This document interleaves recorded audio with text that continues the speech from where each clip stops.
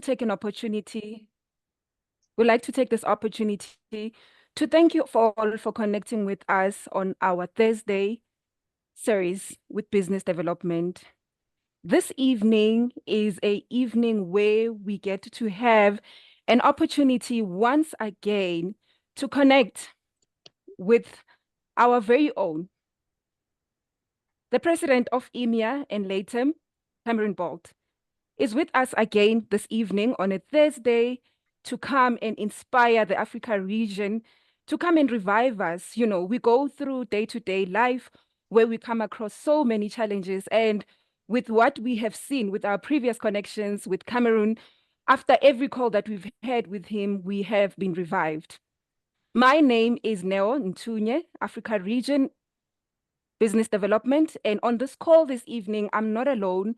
I'm with the head of business development, Blessing Idet, who is in Nigeria.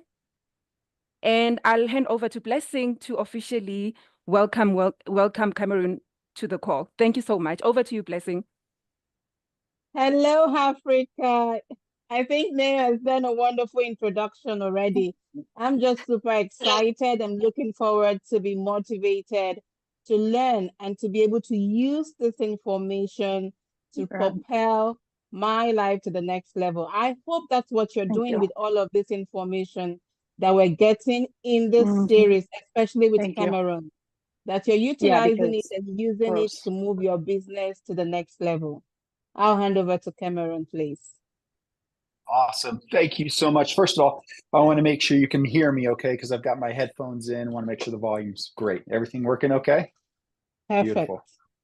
Awesome. Well, hey, thank you for those beautiful introductions, Neo. Blessing. Super excited to be with you this evening. It's always a pleasure to be on our Africa calls. Now, we're just getting started right now, so if you have any friends, any people you want to get on the call, send them a message. Let's get them in here. We're going to be going through some good mindset stuff today. So one of the things I want to let you know too is we've got a big effort that we're going to be focusing on in Africa. Right? Africa is a very critical and important place for us. We're putting the effort in, putting the resources that we need to grow this thing. We need the participation. So let's keep going. We've got some big plans, some big things happening. But for today, we're going to focus on a piece of mindset that happens to fall into that category of continuing the fight, continuing the push, right? Because sometimes it gets a little overwhelming. Sometimes it gets a little bit frustrating. Sometimes as we are trying to achieve our goals, we get a little bit tired and things happen, right? The mindset that we've been talking about for a long time is this mindset, if you'll remember, of enjoying the journey, right? And it's not about pushing everything off into the end. It's not about waiting until retirement. It's not about, doing everything now and hoping that later good things are going to happen. So I want to talk about something really important to me, but before I do, I'm going to share my screen. Let's do this. Okay. 92%. This is interesting. This is kind of an interesting statistic. 92% of people give up on their goals within a month after setting them on January 1st. Okay. How many of you have ever fallen into that trap? I'm going to go to the gym. I'm going to do everything that I can. I'm going to read a book a day. There's so many things that we put our mind to when we set these goals. But the fact is that 92% of people fail to achieve their goals and in fact give up on their goals within a few months after setting them. Why is that? Now today, remember, as we're going through our mindset training, this is an interactive thing. We want you putting notes in here. So I'm going to be asking you questions. Take notes, but put comments in the chat. So my first question to you, why do you believe that people give up on their goals 92% of the time after setting them? Let's look in the chat here. Lose focus. Sarah, you're absolutely correct. People lose focus, and there's multiple reasons why people lose focus. Ooh, Kula, not specific enough. That is a perfect answer. In fact, that was one of the main reasons why people give up on their goals, is because they don't set specific goals. Keep going. I want to talk about setting specific goals as well. They don't understand their why. Not a strong enough why. Seems too far out of reach. Goals aren't attached to their why, and they're too large. Interesting. Doubt, lack of commitment. I love these. Okay. Let's take a few of these one by one for a second here. Not specific enough. That one is very clear. That one's easy to solve. But when people say, well, I set a goal for losing 20 pounds, that's pretty specific. That is not a specific goal. A specific goal has to have the how-tos as well. I'm going to lose 20 pounds in 2 months by cutting out simple sugars, carbohydrates, exercising 2 times a week for 30 minutes. Like, the more specific you can get and the more granular you can get, the more your mind will grasp onto that concept and say, hey, that's actually something I can do, and I'm deciding that I'm going to do it. Okay. Sarah, that leads to your point. Why do people lose focus? Well, they lose focus because it's not specific. The more specific you put it, the more thought you have to put into setting the goal. So if you have a very unspecific goal, you're not thinking about it, you have no focus. And in fact, most people, sorry to say, you have no intention of actually doing that goal. Okay. Don't understand their why. That is a huge one. Why am I actually doing it? Why am I losing weight? Is it because somebody in the office told me that I was fat and needed to lose weight? That's not a good why, right? Who cares what people think? Is your why because I want to lose weight because I have a history of heart disease in my family and I've got 3 kids. I want to make sure that I'm here until I'm 95. Like, there's so many differences between your whys. If your why is just to look good, maybe that's a big enough why for you. It's not a big enough why for me, right? I have a lovely wife. She loves me for who I am. Fat, not fat, whatever. I'm kind of lucky, right? My why should be, I want to be around for my kid. Okay. This one, Charlie, it seems too far out of reach. And that's one that I want to talk about today as well. We're going to get into that in just a minute. Goals aren't attached to their why, and they're too large. It's fantasy. It's not a reality. You don't have a goal board. Lack of belief in themselves, right? 1 year's too long. They have goals, but don't sit down and create a plan. Love all of these. I want to take a little bit different direction today and talk to you about why I think people give up. Let me get into here. Okay. How many of you work out regularly or have gone to the gym or have run a race? I've done all of them. And I want to give you an example because I've just started over the past month doing a lot more weight training. Okay. And that's lifting weights, doing a lot of heavy lifting. And one of the things that I've noticed is that I set very specific goals for myself each day. This is the weight that I'm going to lift. This is the amount of times I'm going to do it and the amount of reps. So for me, if I'm doing arms, I'm going to lift 50 pounds per arm. I'm going to do it 3 reps, 12 times each. Something really interesting happens to me though when I start lifting. When I'm at 1, 2, 3, 4, 5, 6, 7, 8, 9, 10, and I start going, my body doesn't get tired until I start counting. And as I get to 11 and 12, that last one, those are the 2 hardest for me to do. So I was thinking about it. I said, how is it? I wonder if it's a mental thing or if it really is my muscle just giving up. So I said, okay, I have the intention of doing 12, but I'm going to tell my mind that I'm doing 20. And so I start trying for 20. You know what the interesting thing is I'm going 10, 11, 12, 13, 14, 15, 16, 17, 18, 19. And it's not till I got to 20.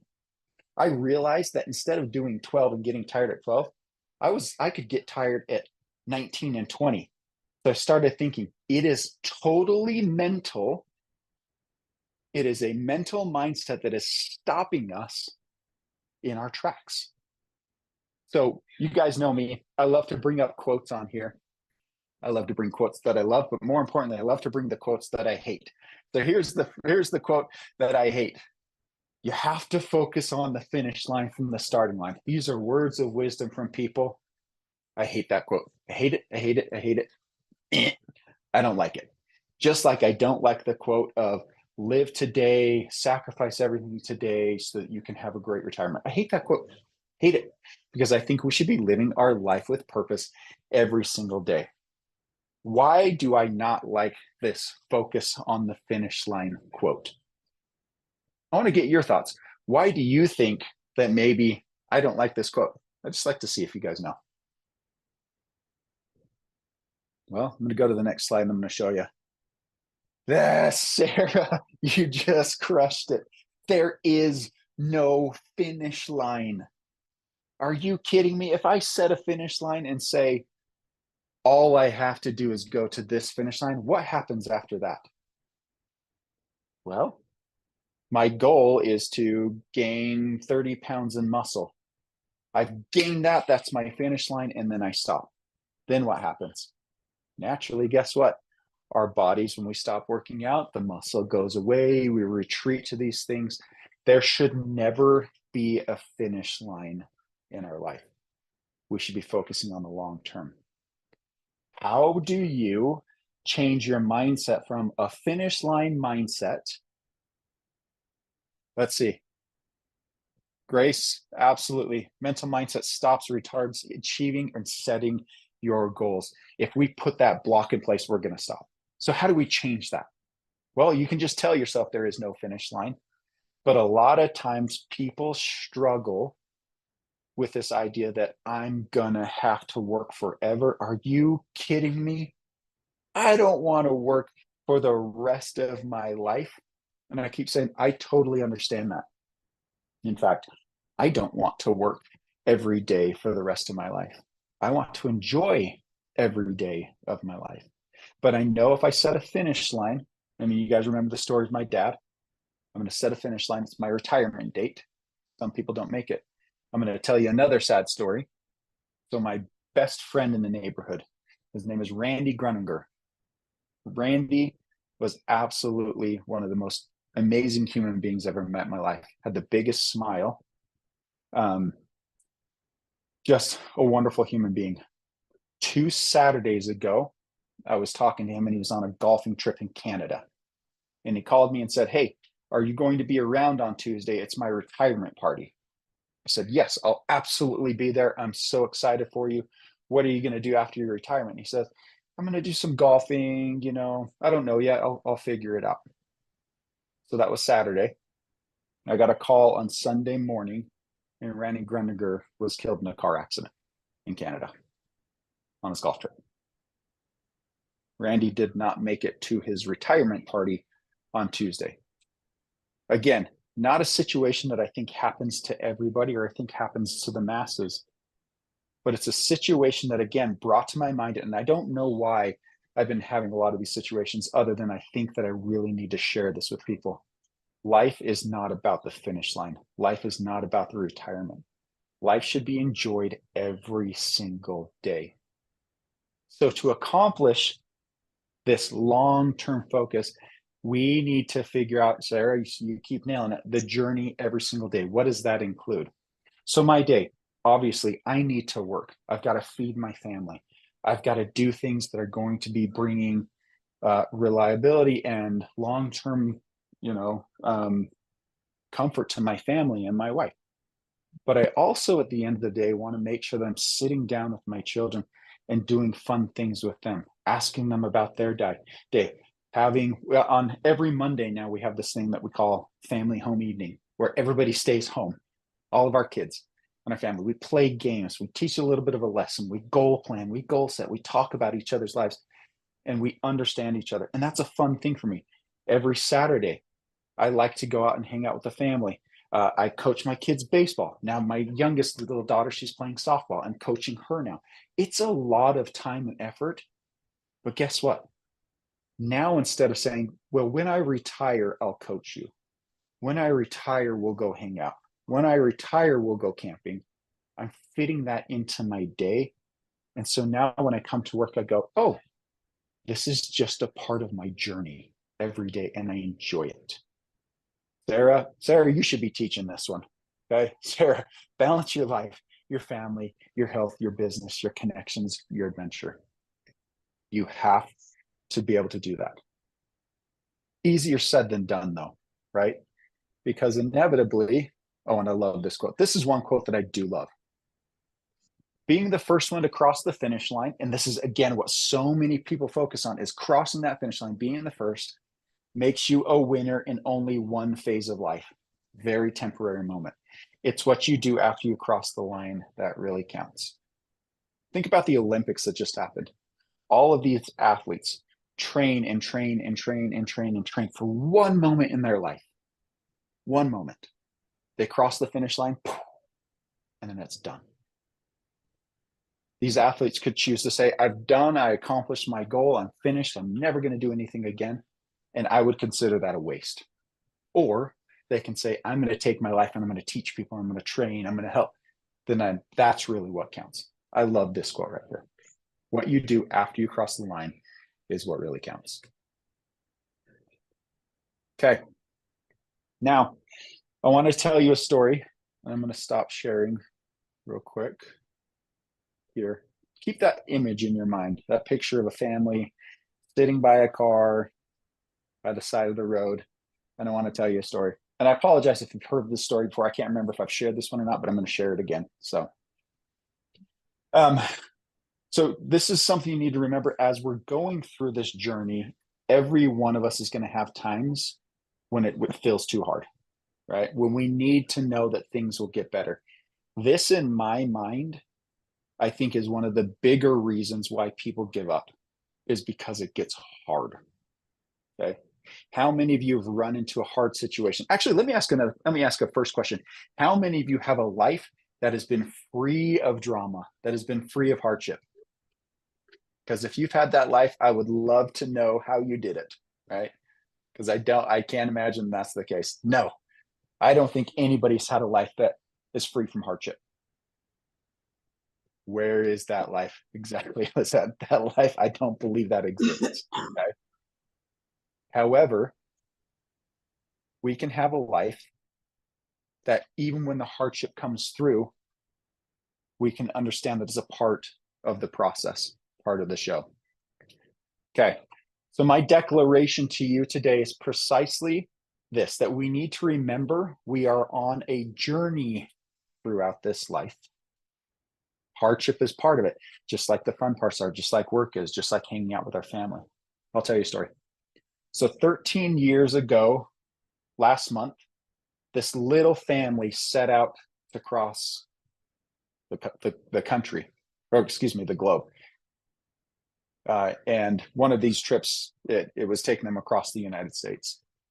Every earthly possession that they had, they packed into the smallest trailer that was available. Okay. This family had no money, a really old car, and they drove exactly 34 kilometers up the highway, at which point their little car exploded. Smoke, everything coming out of the car. Okay. Young father gets out of the car, looks at the steam coming out of it, matches it with his own steam coming out of his ears. He's so angry and so upset and so frustrated. And then he left his trusting wife and little child, who was just 3 months old, to wait in the car while he walked 34 kilometers to the nearest metropolis town called Canaryville. Okay, population 65. I'm talking just a ridiculous little town. Okay, to secure some water to put in the car. Water was secured, and a very kind citizen offered to drive the man back to his stranded family. The car was attended to, water was added to it, and slowly, very slowly, the car was driven back 34 kilometers for inspection. Now, after more than 2 hours of checking and rechecking, no immediate problem could be found with the car. Fine, you can drive it.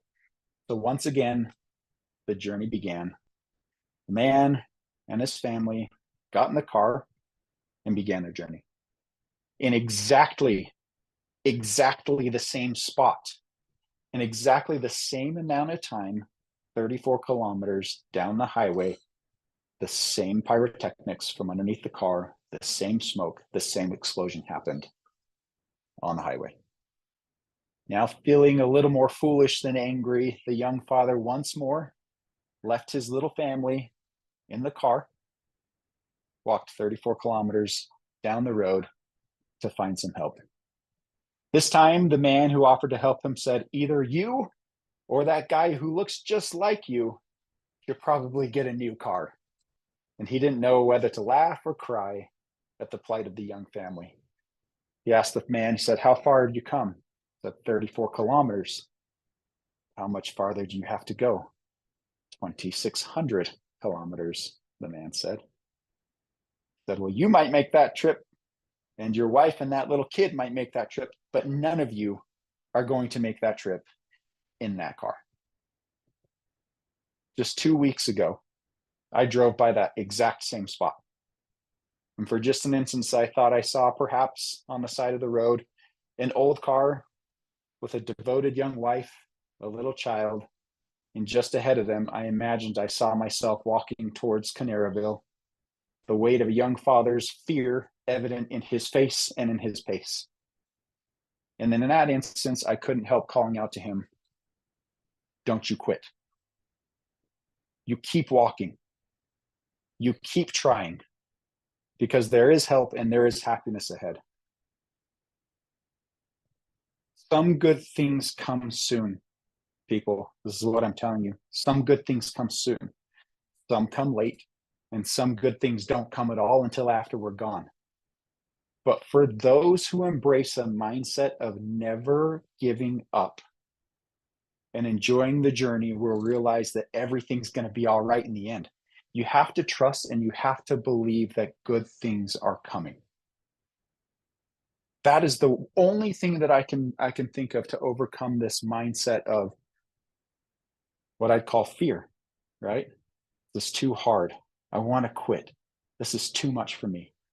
You have to remember that if you keep on the path and trust yourself, do the things you're supposed to be doing every single day, good things will come. Good things will happen. You will get to and past the finish line. You will be able to accomplish your goals, but you have to make sure you're not giving up. So that is the title of today's training. Don't give up. Whatever you have to do to figure out stopping yourself from giving up. You guys have talked so much about it already. Setting clear and realistic goals. An important one, okay? But remember, you can set all of the goals that you want. You can make them specific. You can make them clear. You can make them lifelong. But if you don't have the mental capacity or the mental focus to say, I realize that maybe all of the goals that I've set aren't going to happen in the way that I expect them to happen, then you've got trouble. Do you think I expected my car to blow up twice on the same trip? No. I had full plans of my car working perfectly to get me across the United States. I had a full plan of everything working out.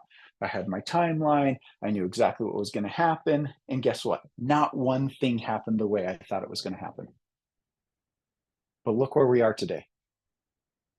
Look where I am today. The opportunity still happened. I still got there. But I learned something along the way. I learned that even though things aren't going my way, the way that I planned, that doesn't mean I can give up. I want you to think about the opposite. What would have happened if I had given up? Well, I'll tell you, if I had given up and said, my car is blown up, I'm done. I'm not going to go. I would have missed an opportunity for a career that eventually got me to this career. I would have missed an opportunity to meet friends that are lifelong friends right now. My kids wouldn't have learned the lessons that they've learned. They wouldn't have had the opportunities to see the great places in the world that they've seen. I don't know where my life would have been. I don't want to imagine what that looks like. All I know is that not giving up led me to this great place. That's it. Guys, simple. It's a simple lesson for today. How does that relate to you, though? I don't want to talk specifically Africa. Africa, there's so many plans for it, and we still have great plans for Africa. Sometimes they don't go to plan because governments change rules, or because timing's not right, or because company switches, or because things happen. Guess what? We're on our journey. We're walking on the road right now. We just got the water back in Canaryville, and we're walking back to the car. Okay. Maybe it's exploded once. Maybe it's exploded twice. That's okay. You have a critical decision point right now, and people have a critical decision point right now. Do you give up, or do you keep going? Because I'm telling you, good things are coming. Good things are in the horizon. And I can tell you right now, I can't control if you give up or not. But I believe that 13 years down the road from now, if you do give up, you'll look back and go, I shouldn't have given up. And I fundamentally believe that 13 years from now, if you choose to keep going, you're going to look at yourself and go, yes, look at that person. I see the fear in his eyes. I see the weight on his shoulders. I see the family that he has to take care of. He did it. Proud of that person. And look at all of the beautiful things that have come because of that. Guys, it doesn't matter if it's the Africa opportunity. It doesn't matter if it's a family, whatever it is. Don't give up on yourselves. I have faith in all of you. You should have faith in yourselves. You should have faith in each other. Because when you put your mind to it and you set your mindset, anything is achievable. Good things are to come. That's my message for today.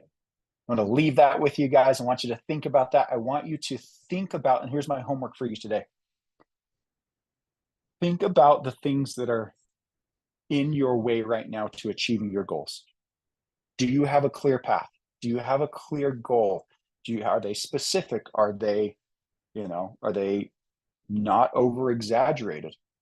Right? I mean, I don't believe that I'm going to be a billionaire in 36 days. Be awesome. Right? But that's probably a little lofty goal for me. Okay.